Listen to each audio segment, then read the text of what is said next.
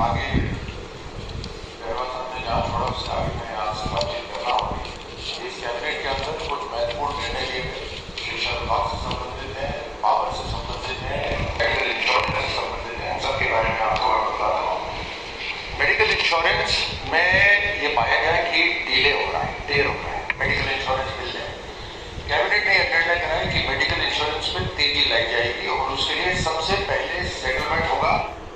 Medical insurance company का जो हिस्सा है सबसे पहले वो सेटल करेंगे, उसके बाद जो बकाया हिस्सा होगा वो आरटीएचएस से सेटल करा दिया जाएगा। इससे सरलीकरण भी होगा और इंश्योरेंस मिलने में तेजी भी आएगी।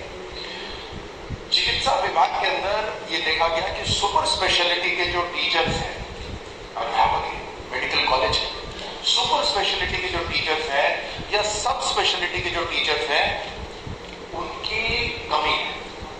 उस कमी को दूर करने के लिए एक विशेष भर्ती का आयोजन करा गया है, जिसमें चिकित्सक शिक्षकों की कमी दूर होगी, सुपर स्पेशलिटी और स्वास्थ्य सुविधाओं के अंदर बढ़ावा मिलेगा। इनको पैरेलली जहां पर भी ये सुपर स्पेशलिस्ट काम कर रहे हैं वहां से डायरेक्ट इनको सरकार के मेडिकल कॉलेजेस में लिया जा सकेगा। ये कैबिनेट में पास हुआ है। संस्कृत शिक्षा विभाग के अंदर भर्तियों से संबंधित एक निर्णय हुआ है कि शासन बोर्ड माध्यम से शिक्षा विभाग की भर्तियां होगी। उससे तकरीबन 2600 पद का मार्ग प्रदर्शित हो गया है। बिजली आपूर्ति के लिए कुछ बड़े निर्णय लिए गए हैं। जैसा कि आप सबको पता था कि सरकार बनते ही जनवरी, फरवरी, मार्च में जो पीएसयूज के साथ 1.5 लाख करोड़ के जो एमओयूज हुए, अब एक जॉइंट वेंचर कंपनी बनाई जाएगी जिसके अंदर 26% हिस्सेदारी रहेगी राजस्थान सरकार की और 74% हिस्सेदारी रहेगी पीएसयूज की। इसके अंदर कोल इंडिया और आरबीयूएनएल के साथ एक जेवी बनेगा। जेवी से जो बेस लोड है बिजली का वो कम होगा और जो लोड डिमांड आ रहा है उसकी पूर्ति होगी।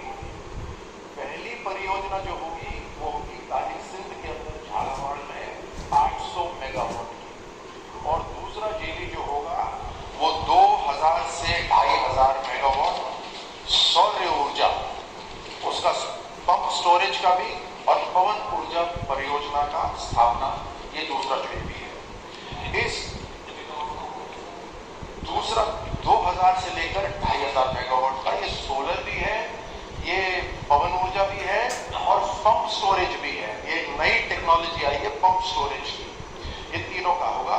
इससे अपने प्रदेश के अंदर 17,000 से लेकर 24,000 करोड़ का निवेश आएगा। तीसरा NTPC national thermal power corporation के साथ आरबीयूएनएल का जेवी, जिसमें 25,000 मेगावाट का सोलर, विंड और हाइब्रिड एनर्जी की परियोजनाओं की स्थापना होगी। इसमें प्रदेश के अंदर 1 लाख करोड़ रुपए का निवेश आएगा। एक और जेवी है वो होगा पावर ग्रिड कॉर्पोरेशन और विद्युत प्रसारण परियोजनाओं की स्थापना का। इसमें विद्युत लोड जो अभी हो रहा है उसकी पूर्ति होगी और ट्रांसमिशन की जो प्रणाली है उसका विकास होगा। ये बिल्ड, ओन, ऑपरेट और मेंटेन, यानी निर्माण भी करें, उसका स्वामित्व भी हो, संचालन भी करें, उसका रखरखाव भी हो। इसको सबको ध्यान में रखते हुए ये सिस्टम संचालन होगा। इस जेवी के माध्यम से 10,000 करोड़ रुपए का निवेश आएगा। अब मैं आग्रह करता हूं जोहर आप जी से। मित्रों, जैसा अभी केंद्रीय मंत्री आदरणीय ठाकुर साहब ने बताया, राजस्थान में ऊर्जा का सबसे अधिक महत्व है और किसी प्रदेश और देश का विकास सड़क, बिजली और ऊर्जा पर निर्भर करता है। अभी हमारी ऊर्जा क्षेत्र में पूर्ण रूप से आत्मनिर्भरता नहीं है। और इस दृष्टि को रखते हुए सरकार बार बार प्रयास कर रही है कि हम धीरे धीरे ऊर्जा क्षेत्र में आत्मनिर्भर, और इसी संबंध में माननीय राठौड़ साहब ने आपके समक्ष विषय रखा। इससे संबंधित ही एनटीपीसी ग्रीन एनर्जी एवं आरबीएनएल के मध्य एक जॉइंट वेंचर किया जाएगा। हमारा ये प्रयास होगा कि अक्षय ऊर्जा को भी हम इसमें अधिक प्रवेश देवें और अक्षय ऊर्जा परियोजना की स्थापना के लिए एनटीपीसी ग्रीन एनर्जी एवं आरबीयूएनएल के मध्य एक जॉइंट वेंचर बनाया जाएगा। इस सब का उद्देश्य विषय यह है कि ये जॉइंट वेंचर 25,000 मेगावाट की सोलर, विंड, हाइब्रिड एनर्जी सहित नवीन ऊर्जा परियोजनाओं की स्थापना करेगी, ताकि राजस्थान में हमें बिजली में आत्मनिर्भर होने की और अग्रसर हो सके। इस जॉइंट वेंचर के माध्यम से प्रदेश में करीब 1 लाख करोड़ का निवेश होने की संभावना है। इतना ही नहीं, power grid corporation of India limited एवं राजस्थान विद्युत प्रसारण निगम के मध्य भी एक जॉइंट वेंचर का निर्णय लिया गया है। विद्युत प्रसारण परियोजना की स्थापना के लिए ये power grid corporation of India limited एवं राजस्थान विद्युत प्रसारण निगम मध्य जॉइंट वेंचर कंपनी की स्थापना के बाद हम ये प्रयास करेंगे कि इससे राजस्थान में विद्युत लोड की मांग, ट्रांसमिशन प्रणाली एकदम दुरुस्त हो, लोड कम हो, क्षमता के अनुसार हमको लोड मिले। इसके अलावा ये जॉइंट वेंचर वो होम सेवा निर्माण, स्वामित्व, संचालन एवं रखरखाव आधार पर ट्रांसमिशन सिस्टम का संचालन करेगी। हमारा जो ट्रांसमिशन सिस्टम है बिजली का, उसमें जो कमी आ रही है उसको करेगी और अपने द्वारा बनाई गई संपूर्ण ट्रांसमिशन क्षमता राजस्थान डिस्कॉम को उपलब्ध कराएगी। बेस्ट से बेस्ट इक्विपमेंट के साथ, अच्छे तारों के साथ, खंभों के साथ ट्रांसमिशन सिस्टम बेस्ट हो, लॉसेस कम से कम हो, टाइम पर रहे, ट्रिपिंग नहीं हो, इन सब के विषय इसका उद्देश्य है। इस जॉइंट वेंचर के माध्यम से 10,000 करोड़ रुपए का अनुमानित खर्चा होने की पॉसिबिलिटी है। एक हमने और निर्णय भी लिया है कि हमारा RSR 1951 अस्थायी आधार पर वेतन पद्धति निर्धारण हेतु संशोधन करना था और हमने वर्तमान राजस्थान सेवा नियम 1951 में इस संबंध में आवश्यक संशोधन किया है, ताकि हम टेम्परेरी बेसिस पर भी आवश्यकता पड़ने पर एम्प्लॉय ले सकते हैं और इसका वेतन निर्धारण भी कर सकते हैं। अब इस सेवा नियम में 26D जोड़ करके आवश्यक अस्थायी आधार पर नियुक्ति एवं पदोन्नति वेतन निर्धारण किए जाने के भी प्रावधान किए गए हैं। साथ ही साथ यह भी निर्णय लिया गया है और इस आज की कैबिनेट की बैठक में महत्वपूर्ण निर्णय लिया है कि राज्य सरकार द्वारा हमने बजट घोषणा में और लेखानुदान में जो निर्देश जारी किए थे उसके अनुरूप भी इंफ्रास्ट्रक्चर इन्वेस्टमेंट ट्रस्ट की हम स्थापना करेंगे। इसकी अनुपालना में राजस्थान विद्युत प्रसारण निगम लिमिटेड इनविट का गठन करेगा तथा इसे सेबी से पंजीकृत कराया जाएगा, ताकि पंजीकृत के उपरांत उस नियमों के अनुसार उसकी कार्रवाई की जा सके, विद्युत प्रसारण, विद्युत उत्पादन और अधिक दुरुस्त हो सके और हम राजस्थान धीरे धीरे आने वाले 2-2.5 वर्ष में विद्युत प्रसारण, विद्युत के सप्लाई में, विद्युत के प्रचारण में आत्मनिर्भर हो सके और इसी के मध्य RBPN के इनविट के माध्यम से अपनी परियोजनाओं के ट्रांसमिशन परिसंपत्ति मुद्रीकरण के लिए अधिकृत करने के प्रस्ताव को भी अनुमोदन किया गया है।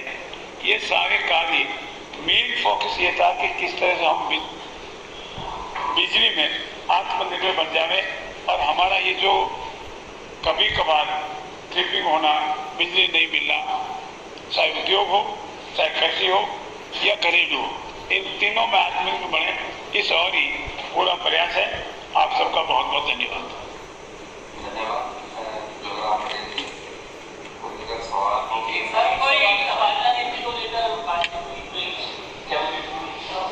देखिए, जहाँ तक तबादला नीति का प्रश्न है, जब भी अंतिम प्रारूप प्राप्त कर लेगी हम आपके समक्ष उसका पूर्ण रूप से निवेदन करेंगे। अभी अनेक चीजें ऐसी है जो विचाराधीन रहती है, उसमें अनेक तरह के सलाह, पक्ष विपक्ष, लाभ हानि, पक्ष विपक्ष सब बातों को विचार करने के उपरांत जब भी अंतिम रूप प्राप्त करेगी तो आपको अवश्य बताई जाएगी। बिजली में आत्मनिर्भर बनने की तैयारी है, इसमें बड़ा इस तरीके का है, तो क्या इसमें निजी क्षेत्र को भी प्रोत्साहन की तैयारी के साथ में कि आपने जो जोइंट वेंचर किया इसमें निजी क्षेत्र, देखिए ये लक्ष्य रखा गया है राजस्थान की सरकार ने कि 2027 तक राजस्थान पूर्ण रूप से बिजली में आत्मनिर्भर हो जाएगा। आप भी जानते हैं कि 2018 तक जो घाटा राजस्थान के ऊपर चढ़ा हुआ था, केंद्र सरकार के साथ मिलकर उस घाटे को, बिजली का जो घाटा था उसको 5,000 करोड़ तक लेकर आ गए थे। 90,000 करोड़ से 5,000 करोड़ घाटे को लेकर आ गए हैं। और फिर पिछली सरकार ने मात्र 5 साल के अंदर 1,30,000 करोड़ का घाटा फिर से चढ़ा दिया राजस्थान के ऊपर। अब उसको फिर हमें दूर करना है और उसके लिए 2027 तक आत्मनिर्भर बनना है, जिसमें सोलर है, विंड एनर्जी है, पंप वाला जो नई एक जो टेक्नोलॉजी आई है उसको लेकर, और थर्मल पावर प्रोडक्शन को। इसके अंदर पीएसयूज के साथ भी हम समझौता कर रहे हैं, जॉइंट वेंचर कर रहे हैं। जॉइंट वेंचर करने का कारण यह है कि वित्तीय भार हमारे ऊपर नहीं आएगा और जो उत्पादन होगा उसका जो लाभ है वो राजस्थान को बिजली के रूप में मिलेगा और पैसे के रूप में मिलेगा। आपका जो प्रश्न है, इसके अंदर प्राइवेट कंपनीज भी पूरी तरह से आमंत्रित हैं सरकार के साथ बातचीत करके। अभी इन्वेस्टमेंट समिट होगी, उसके अंदर बहुत सारी कंपनीज हैं जो इसमें आएंगी।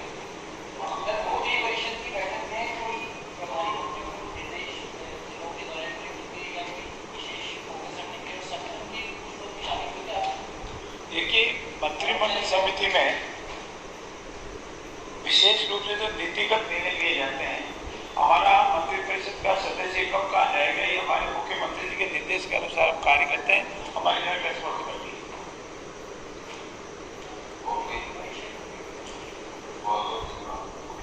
काउंसिल ऑफ मिनिस्टर्स की थी, उसके अंदर जैसे अभी लक्ष्य रखा है